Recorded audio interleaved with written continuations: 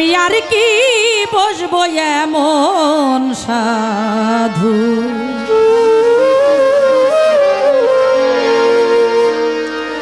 এই শত বাজারে রে আমি আর কি বসবো এমন সাধু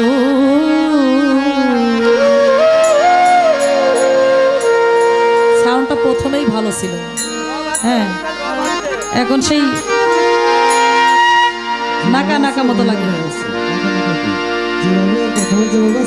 একটু খেয়াল করো কোন সময় কোন দশা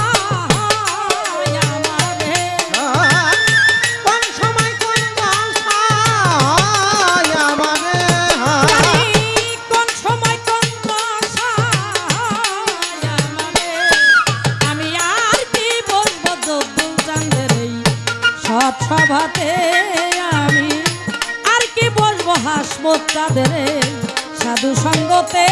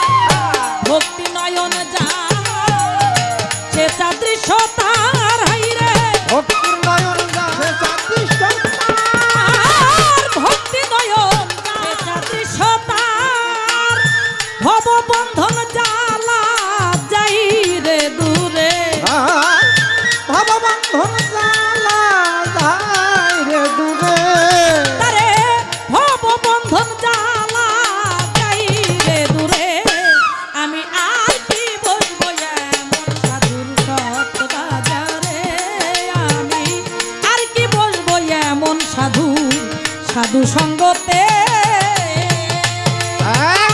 কোন সময় কোন দশায় আমার কোন সময় কোন দশায় আমার আমি আর কি বলবো এমন সাধুর সাধ বাজারে আমি আর কি বলবো এমন সাধুর সাধ বাজারে আর দেবের দূর লভ পদ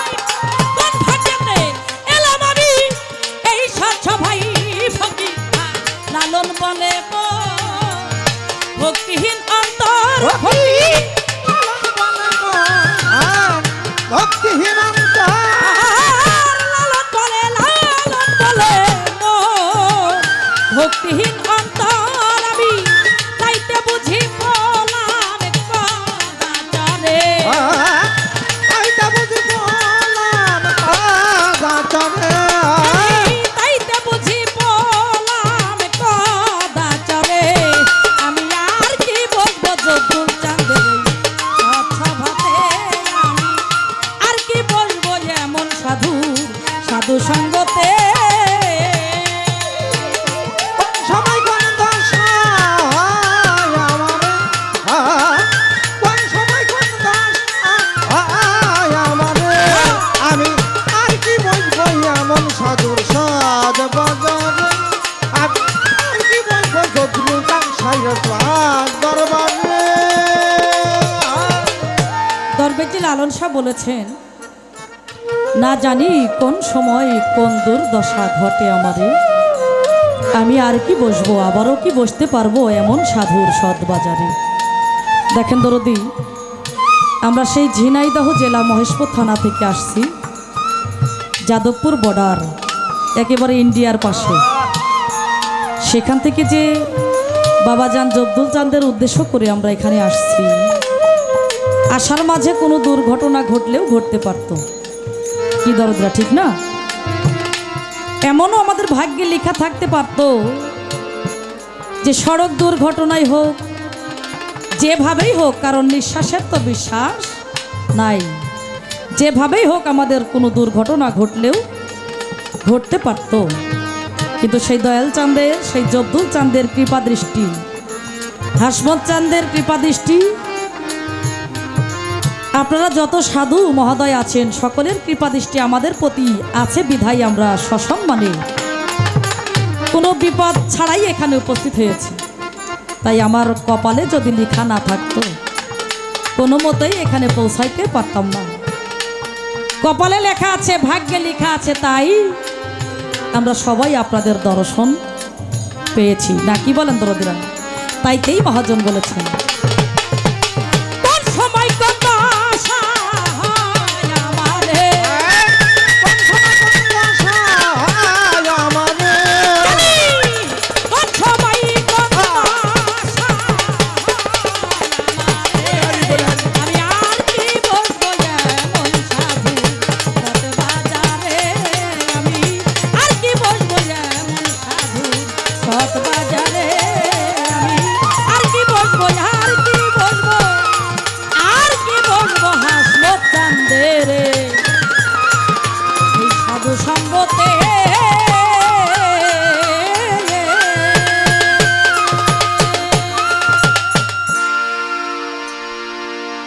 জয় গুরু।